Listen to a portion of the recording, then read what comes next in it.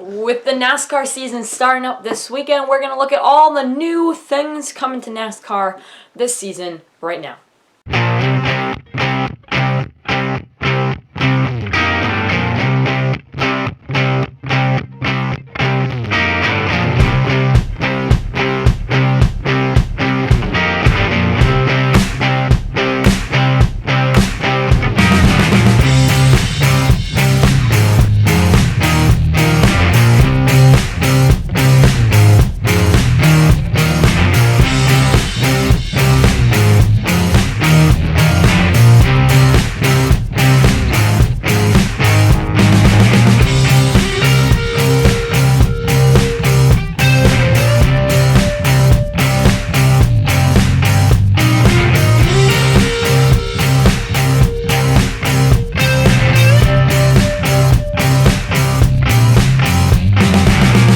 Hello everyone, new season, new intro. Hello, welcome to On the Pedal, a new season of On the Pedal. For that, a lot to get to today, a lot to get to all year long as we go into this season of On the Pedal. We're going to be going through the biggest changes and stuff like that in today's episode, what to expect with these changes and how they are going to affect them. All new stuff coming to NASCAR this year. Okay, here we go.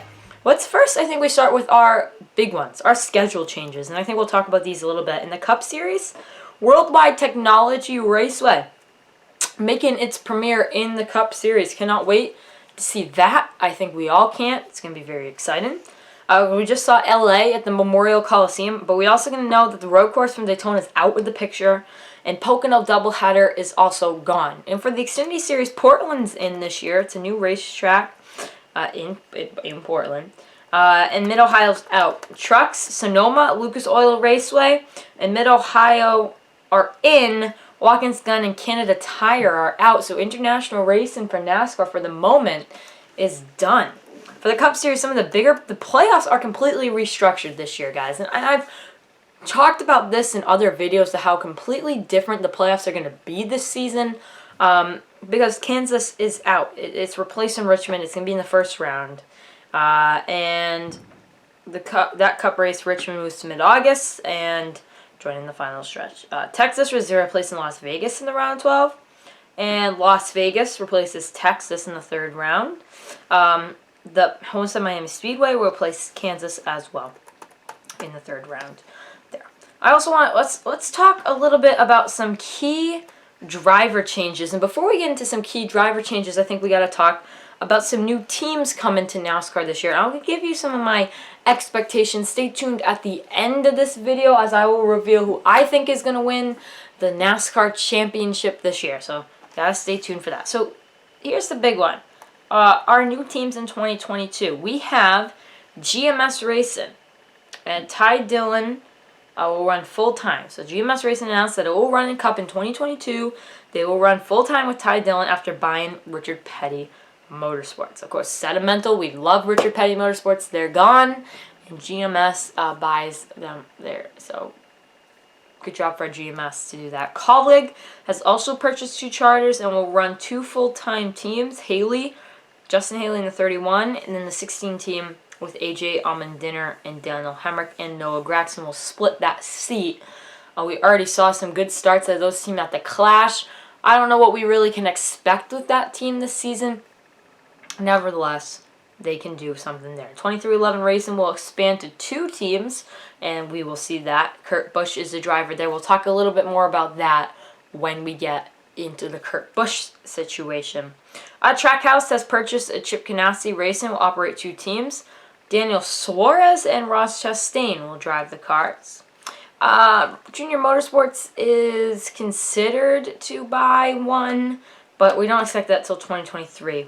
So there's that. Okay, now to our driver changes, and each one of these we'll talk about in depth, and I'll give you how I think they'll do this season. Now, first one is that Ross Chastain to Trackhouse Racing. Now, last season, Trackhouse Racing was a team that was okay, honestly.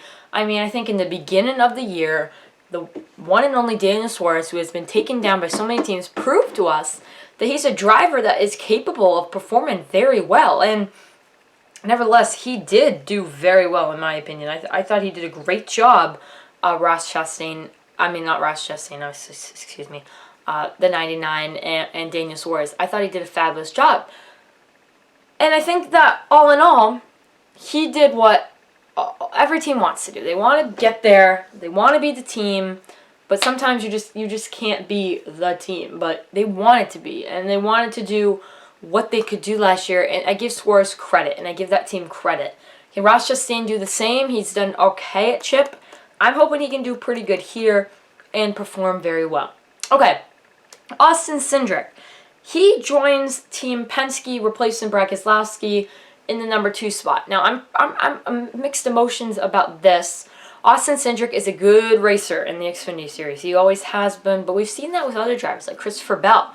Really good racer down there, but how good is he here?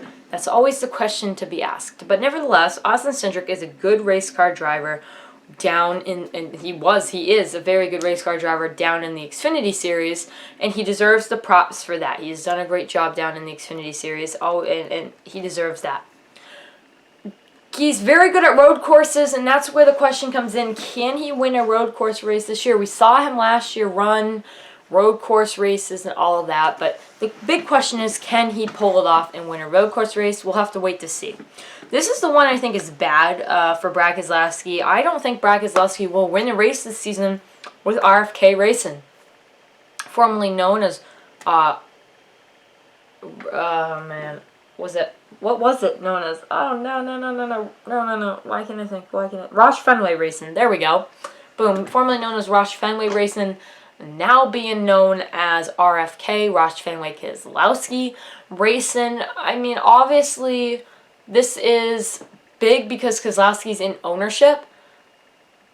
But the problem here is, I think a big name like Keselowski, a name that's known for being involved and potentially winning races, is going to take a year behind the helm. Maybe he'll win a couple races, I'll admit that. Maybe 1 or maybe 2.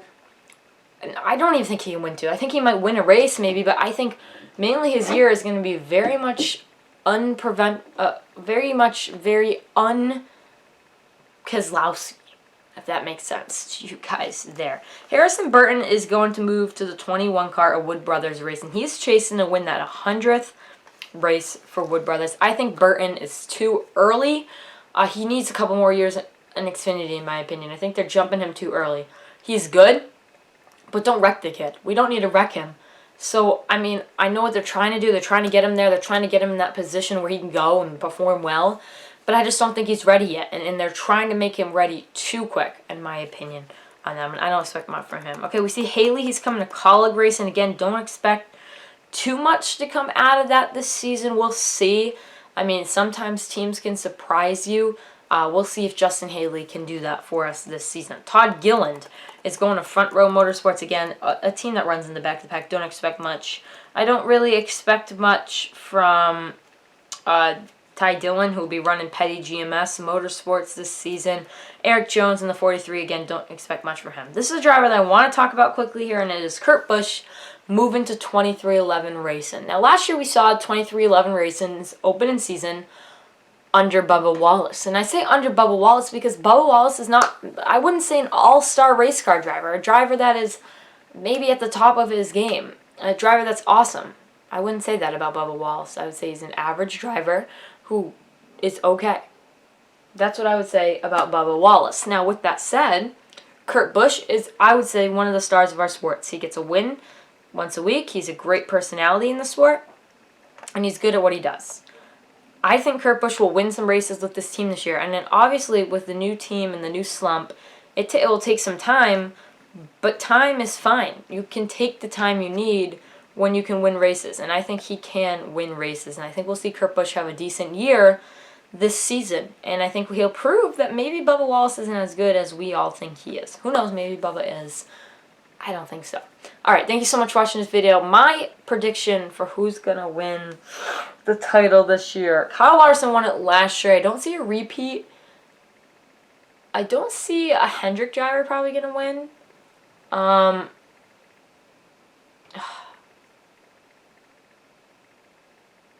going to probably lean towards Martin Truex Jr. or a Kyle Busch to win the Super Bowl. I'll go Kyle Busch. Why not? He's my boy. he'll win the Super Bowl. All right, thank you. Have a great day, everyone. Enjoy the Daytona 500. I am on the road this weekend, so I'll be reacting to the Daytona 500 doing the whole video without the editing, but I will do the whole video, and I will get it to you on time. So I do apologize for that, but trust me, I will get it to you guys when you need it. Thank you so much. You guys are awesome. Have a great day.